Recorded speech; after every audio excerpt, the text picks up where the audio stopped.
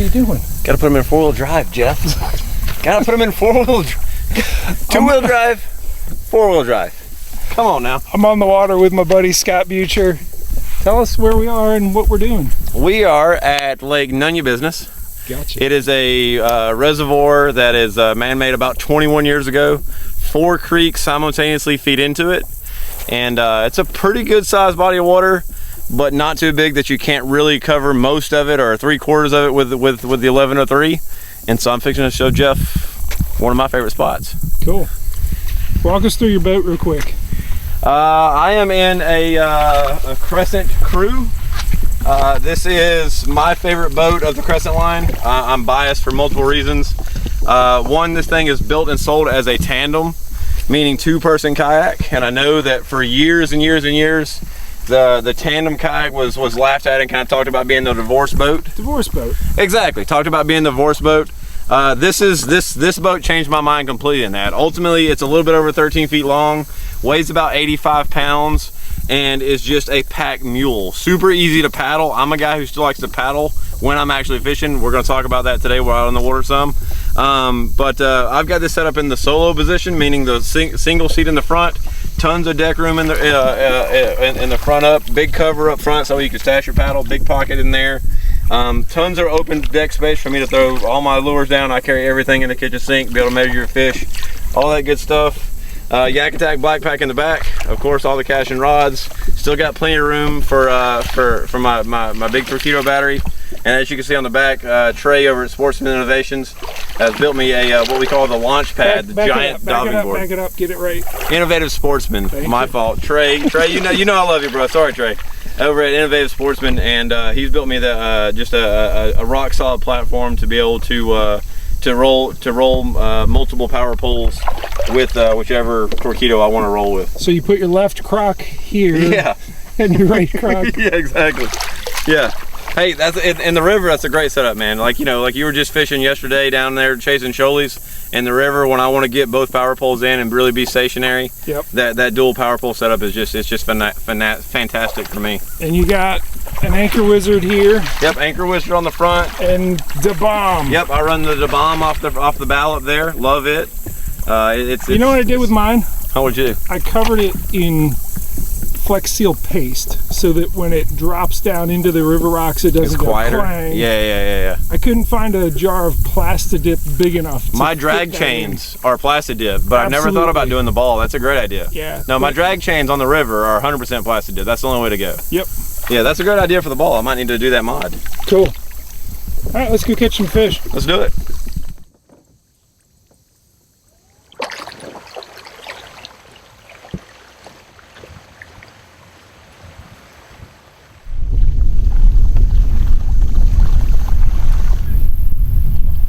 Let's see it, man. There it is. Nice. Told you. I knew he picked it up and then dropped it. Oh yeah, that's a 19-ish.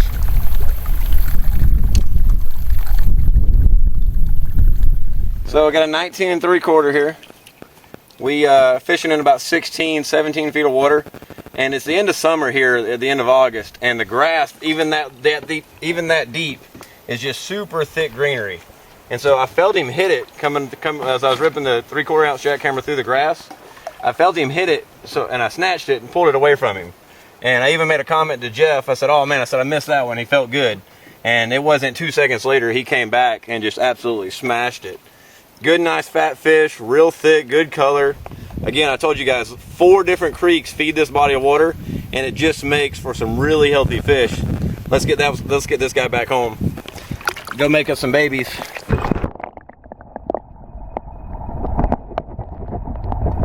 Scott saying he got that nice fish on a 3/4 ounce jackhammer. I got a 3/8 on. I'm gonna dig back here, find something heavier.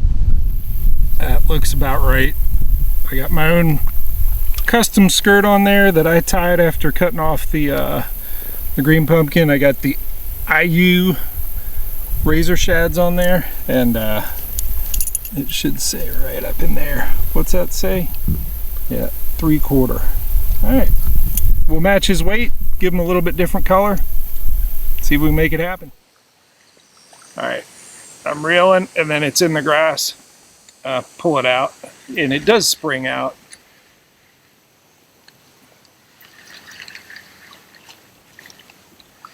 Of course, I yanked that pretty hard to clear the grass off of it.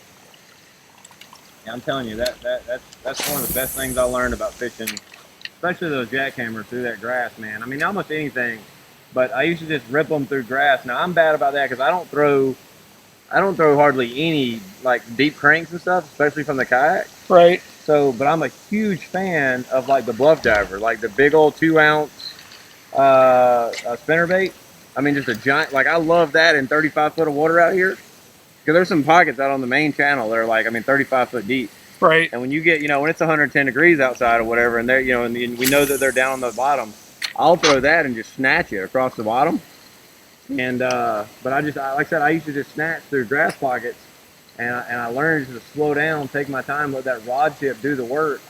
And I'm telling you, man, you triple the amount of hook sets that you do, because there's something different about that bait naturally pushing itself through that grass. Yep. So we're moving up into the creek. We were up over 88. We're going to see as we move into the creek if we get any cooler temperatures. That happens sometimes.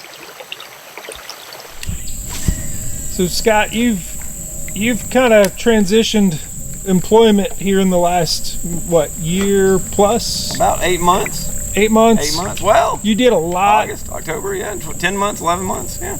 You did a lot of media production in the kayak fishing world for several years. Yeah. And now you work for Crescent Kayak. Now I'm working full time for Crescent Kayaks. Took a full time gig.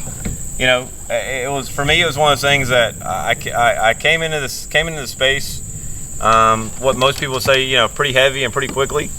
And I just kind of, my go-to and my soul is with a camera in my hand. That's where I excel the most. Right. And so I knocked on doors with a camera in my hand, and got luck and hard work paid off, and I kind of put myself in a position to earn a quality reputation in the space.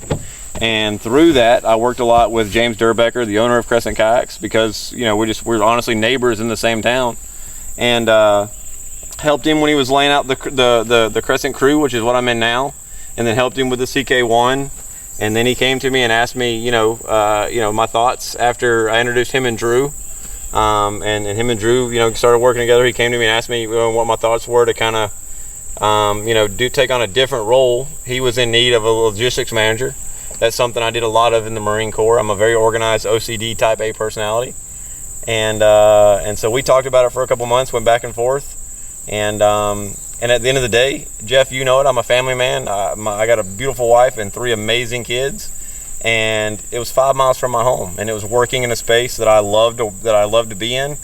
And no matter what, whether I'm working from home or whether I'm working from the office, I'm 5 miles from my kid's school. Right. And so I'm home every afternoon. I'm still traveling. I'm still on the road a little bit, but not like you, where I'm 20,000, 25,000 miles on my car.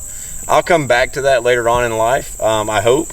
But right now, me being at home with my kids, as all of you guys have seen throughout my social media, is just, it's second to none. Like, there's just nothing. I'm sorry, I love you guys, but getting to spend those Saturdays with my kids, right? But keep my pulse on the industry, and I had to have an influence on how we're doing this and how we're doing that.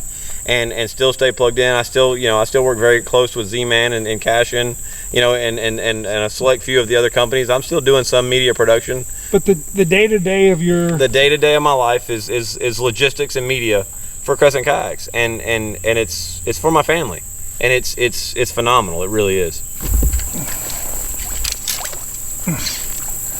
We're up in the creek, and I'm going to show you in just a moment that the water here is much cooler, and it makes a difference. Obviously, this guy likes the cool water up here. I skipped the, if I get my thumb in your mouth, that would be awesome. There he is. skip the Senko up into that spot right there, and then we're gonna take a quick look at our temperature graph. We'll let this guy go back in there. See what we got. You gonna jump? No, you're just gonna swim off. All right. So we were at 88 degrees. Now we are more than 10 degrees less. Just coming back up in this creek. That fish was tucked up in there. All right, so more than 10-degree swing from the lake to the creek. You said there's some other creeks? Yeah, there's a couple other creeks. Let's go zoom to those. You said you had a good one up in there. I had a good one up in there that took the whopper plopper that I was You broke throwing. off. Huh? You broke off. Oh no, I broke off. As soon as I set the hook, he came up and just sucked it down and engulfed it. Oh, he had wow. to have been I mean, yeah, you know, everybody exaggerates, right? But he had to be a solid 20. Nice. And he sucked it in, and when I set the hook, I mean, line popped, and yeah, I never, you know, those baits float, so that bait's still in him. I hate that for the fish, but He'll get it out. that was a good one. Oh yeah, he'll throw it.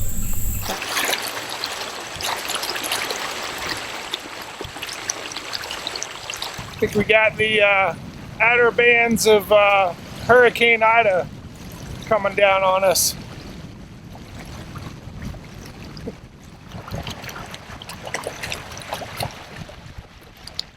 So we got out of the rainstorm and making our way up to the north end. There's another river up here, and one of my favorite things about running with the Torpedo, especially this 1103, is it actually is really good at conserving the battery if you're using it appropriately. Like right now, I'm running about 473 watts right there, and a little over 5 miles an hour, and I'm still at 72% battery. And this is a big electric-only body of water, but I'm able to get all the way across it, all the way back safely, no problem. Plenty of juice, one battery, 5.5 miles an hour right now, and just can go and just cruise, get out of the water, and roll.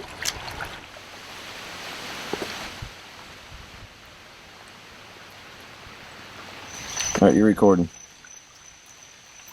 I'm at least doing this real quick before. Okay, you know what? This is a lovely, nice 20+ inch fish. But what I just had up there was my personal best. Like, and I didn't land it. I tell you, man, on this trip, I've lost a giant red, a tarpon, and a personal best largemouth. I've never seen a guy look so sad with a 20-inch fish in his hand. Dude. Come on, This is baby. beautiful. Look at that. Jeez. Let's let him breathe. And I'm going to stick him on there and see we got. Little catch love. If it's in a. It's just the water. We've been pouring down rain. What a trip. He's 20. He's close to 20 and a quarter. But Bigger than mine. He's a 20, you know. That's a long 20 fish. incher. Yep. I'm going to let her go. You want no pictures? Yeah, you can get a picture. Okay, I'll get a picture. I really just lost. I think. I don't know. I'm not qualified. My personal best is 7:15. Not quite 8. That thing was at least 8. I got to get back up there. Keep throwing the jackhammer because I lost to probably 4.5 that jumped, and then a giant. Scott, you did bring me to a good place. Good old Lake None Lake business. None. Lake None business. Oh, we're gonna get some pictures of this fish. All right. All right. All right. Nice 20-incher at the upper end of this lake. We'll go ahead and get this one back in. It hit a jackhammer when we had that downpour, and I had 2 other big fish hit at the same time. One was a giant. So we're going to put him back in. I got to keep trying up there. We'll let this guy go back.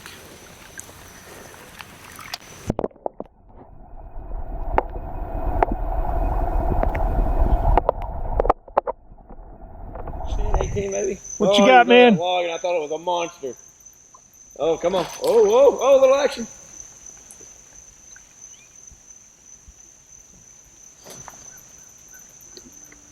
Jackhammer again? Yeah.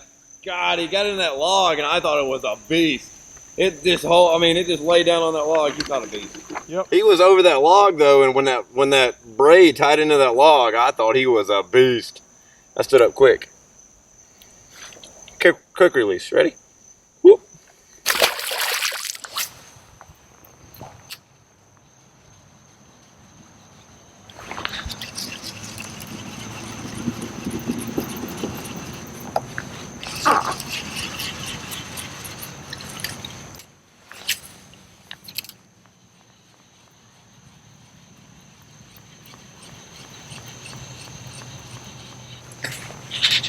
Oh yeah. Oh.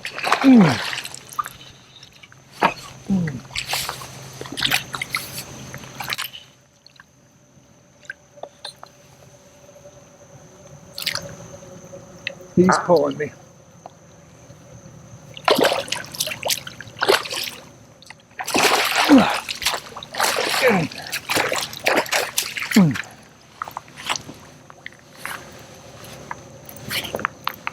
Yes. Good one.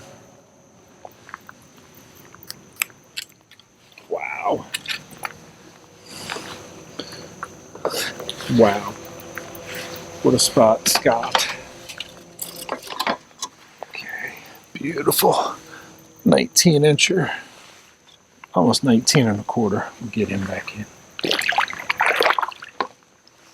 Alright, we got thunderstorms coming in. We're getting off the water. And Scott is still doing video. Taking a photo. I take pictures. What do you want me That's to what do? he does. Surprisingly, I haven't. I'm going to say that. Surprisingly, I haven't dropped this yet. But Right? yeah. I appreciate you bringing me here. I really enjoyed it. It's a great lake. Lake, none of your business. See ya. Good lake.